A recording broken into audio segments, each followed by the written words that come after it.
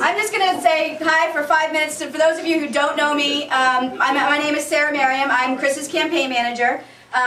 Many of you I've known for many, many years, having worked up in this district in '94 in those races. I don't have like Matt does. I can't say I've lived in Torrington, although I did do the Torrington mayor's races in '95 and spent my fair share of time with those guys up there.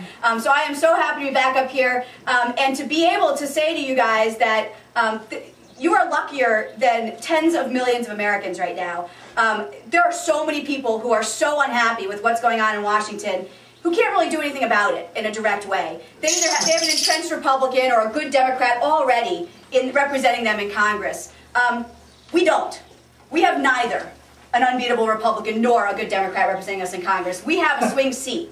The front page of the Wall Street Journal a couple of weeks ago, Amy Walter from the Cook Report, who's one of probably the top 3 political pundits in Washington in terms of handicapping House races, said, they were talking about the entire country and how to decide if the House goes Democrat, and Amy said, Nancy Johnson is my canary in the coal mine. Now, besides the fact that it's such a cool mental picture to have Nancy at the bottom of a really deep mine shaft in a cave, that is an amazing thing. It's an incredibly empowering thing to hear. It means that we win, we take back the House. For the next 2 years, we can't do anything about George Bush, right? Because we impeached him, we're stuck with Cheney, that's no better, you know. We're stuck with those guys. Supreme Court's going in the wrong direction. The Senate, the numbers just don't probably work for us to get that back. We have one shot.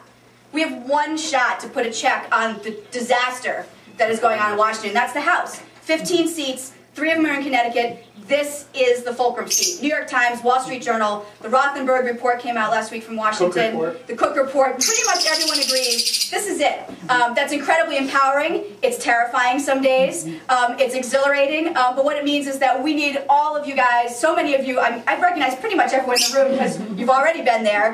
But I need you to continue doing that. Chris couldn't be here today.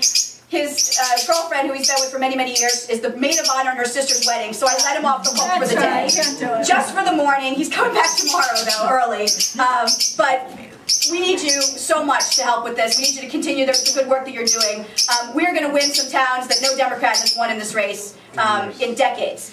Someone said, well, Cornwall doesn't count. And I said, no, Cornwall doesn't count. But we're going to take Salisbury and Litchfield, and we're going to take Sharon. We're going to take Simsbury, which went for Kerry. We're absolutely going to take Simsbury and Canton. This is going to be an incredible year. This is the year that Nancy gets retired, whether or not she's ready for it. So thank you for all your help.